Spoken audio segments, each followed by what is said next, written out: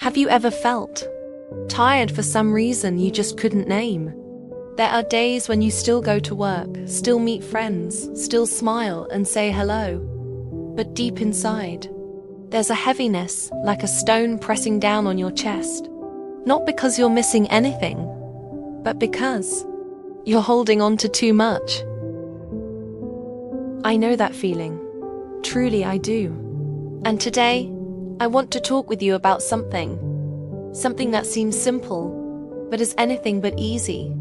Something that, once you're able to do it, feels like coming home, returning inward, to the place where your soul truly lives.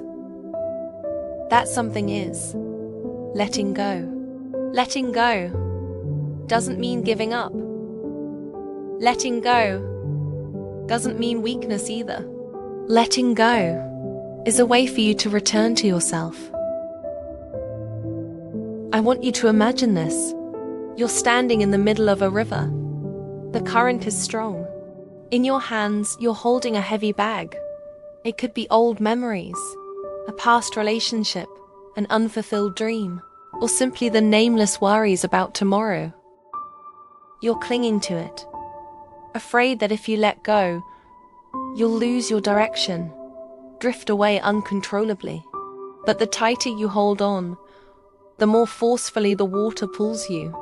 The more you struggle, the more exhausted you become. And then, in a certain moment, when you release that bag, you don't sink like you feared.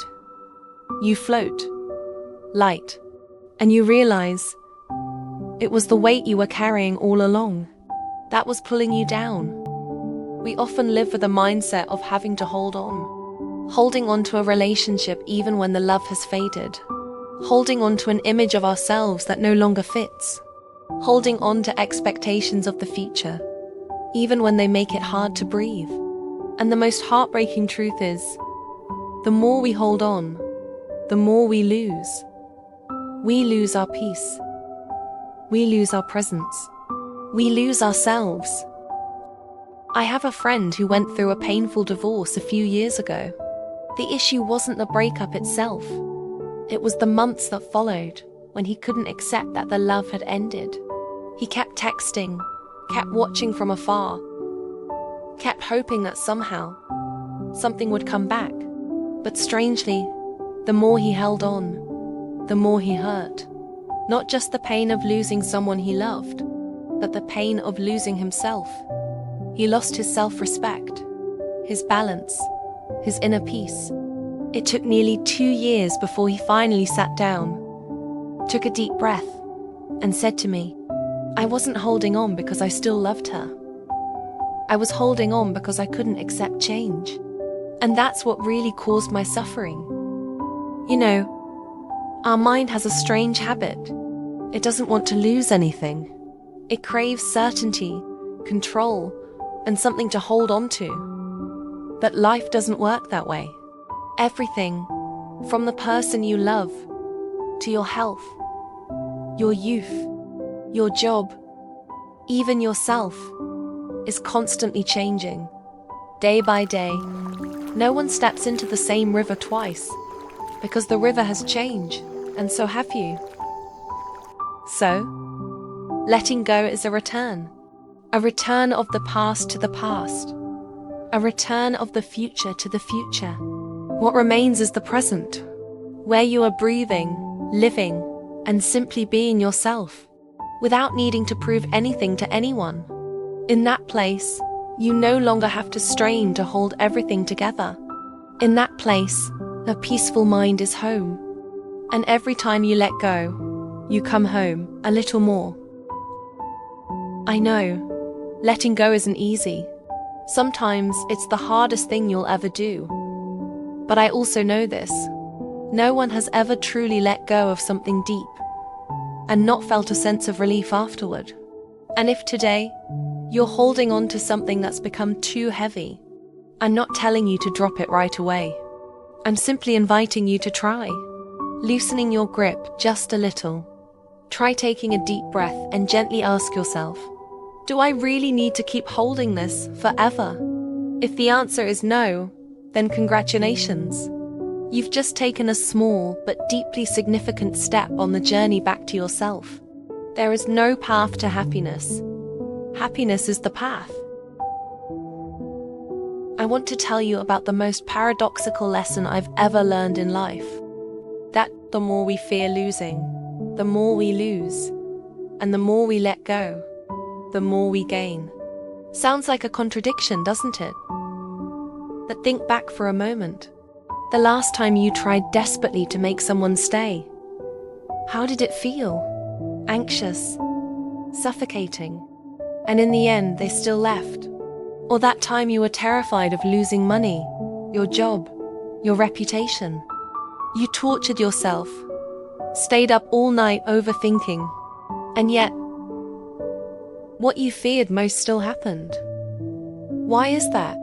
I believe that the fear of loss causes more suffering than loss itself ever could. Afraid of losing love, we try to control the one we love.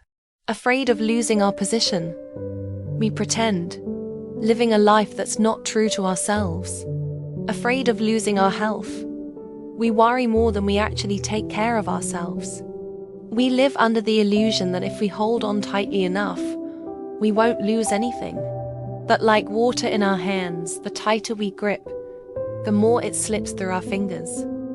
A Zen master once told me, people don't suffer because of reality. They suffer because of their imagination. Reality is, that person is still here. Reality is, you are still alive, still breathing. But your mind races into the future, imagining them leaving, imagining illness striking, imagining failure coming. And you suffer, not because of what is, but because of what might be, things that haven't even happened. We're not living in the present. We're living in fear. A student once asked me, if I let go, will I lose something precious? I told them, what is truly yours? You don't need to hold on to, and it won't be lost. What doesn't belong to you, no matter how tightly you cling to it, it will still slip away.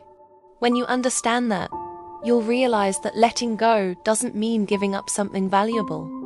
Letting go means releasing attachment to the outcome. It means giving your all without chaining yourself to the result. Loving wholeheartedly without imprisoning the other person in the name of love. I know it's easy to say, but hard to do, because sometimes the very things that hurt us the most are the things we're most familiar with. There are sorrows and anger we carry inside, not because we want to, but because we don't realize we have the right to let them go.